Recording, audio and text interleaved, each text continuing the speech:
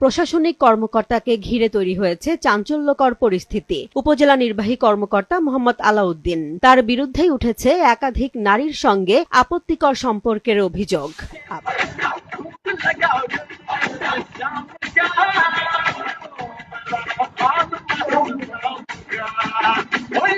অনুসন্ধানে উঠে এসেছে, বিভিন্ন সময়ে তিনি একাধিক নারীর সঙ্গে অনৈতিক সম্পর্কে জড়িয়েছেন বলে দাবি করা হচ্ছে। এমনকি কিছু ভিডিও ফুটেজ থাকার কথাও বলছে সংশ্লিষ্ট সূত্র, যেখানে তাকে নারীদের সঙ্গে আপত্তিকর অবস্থায় দেখা গেছে, এমন অভিযোগও রয়েছে।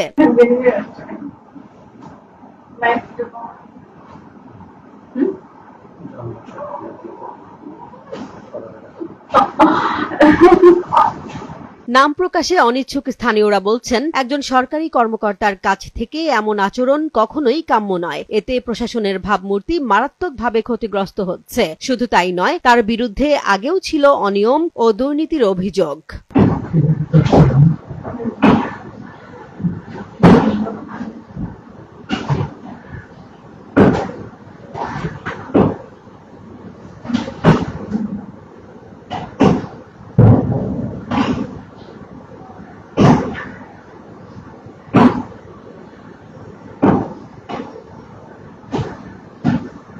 শুধু তাই নয়, সুনামগঞ্জের তাহিরপুরে কর্মরত থাকাকালীনও উঠেছিল আর্থিক অনিয়মের প্রশ্ন। বর্তমানে হাতিয়াতেও তার কর্মকাণ্ড নিয়ে বাড়ছে ক্ষোভ। এদিকে এমন গুরুতর অভিযোগের সুষ্ঠু তদন্ত ও প্রয়োজনীয় ব্যবস্থা নেয়ার দাবি জানিয়েছেন স্থানীয় সচেতন মহল।